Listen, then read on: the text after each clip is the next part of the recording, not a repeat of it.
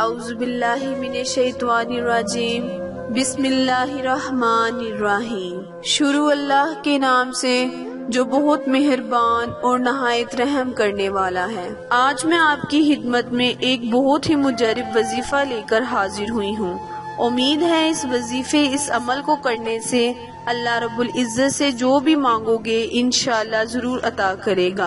جیسے کہ ہم سب جانتے ہیں کہ محرم الحرام کا مہینہ شروع ہونے والا ہے۔ یہ مہینہ بہت ہی بابرکت اور حرمت والا مہینہ ہے۔ اس مہینے کو اللہ تعالیٰ نے بہت ہی عزت اور تکریم بخشی ہے۔ اس مہینے میں ہمارے پیارے رسول حضرت محمد صلی اللہ علیہ وآلہ وسلم کے نواسوں نے بہت ہی بڑی قربانی پیش کی اور اپنے نانا کا دین بچایا اور شہادت کا رتبہ پایا، جو کہ تاریخ اسلام میں سب سے پہلا اور آخری واقعہ رونما ہوا۔ محرم الحرام کا مہینہ اسلامی مہینوں کے کیلنڈر کا پہلا مہینہ ہے اور یہ مہینہ ان مہینوں میں داخل ہوتا ہے جن مہینوں کو حرمت والا مہینہ قرار دیا گیا ہے۔ ان مہینوں کے اندر غلط کاموں سے بہت زیادہ بچنے کی تنقید کی گئی ہے۔ محرم الحرام کا مہینہ ایک ایسا مہینہ ہے، اگر ان مہینوں میں نیک اچھے کام کیے جائیں تو بہت زیادہ ثواب ملتا ہے، اور اس کے برعکس اگر برے کام کیے جائیں تو اس کا گناہ بھی زیادہ ملتا ہے۔ اسلامی مہینے کی ابتدا چونکہ چاند سے ہوتی ہے تو محرم کا جب چاند نظر آئے گا تو محرم کا مہینہ شروع ہو جائے گا، اور اسلامی مہینے کے چاند کو دیکھنا اور ان کا اختتام کرنے سے بہت ہی زیادہ ثواب اور برکت والا کام ہے۔ اس چاند کو دیکھنا اور دعا کرنا، وظیفے کرنا، عمل کرنا سنت ہے۔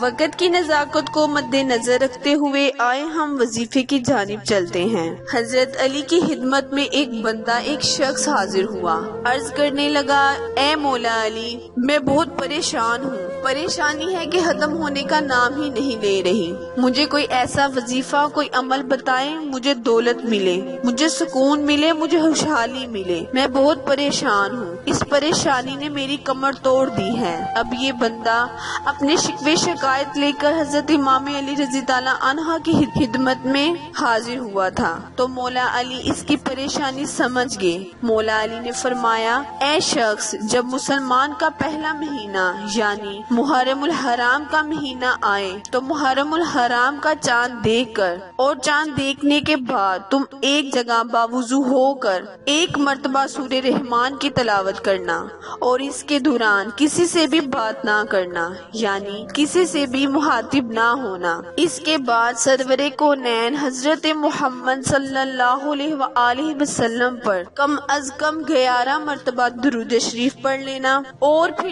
اپنی دعا، اپنی التجا کو اللہ کے دربار میں پیش کرنا، اور اس کے بعد جب تم عشاء کی نماز پڑھو گے تو اللہ تعالیٰ کے کرم سے تمہاری وہ دعا، وہ التجا جو اللہ رب العزت سے تم نے کی، انشاءاللہ وہ قبول ہو چکی ہوگی۔ اللہ تعالیٰ سے جو بھی مانگو گے ضرور ملے گا۔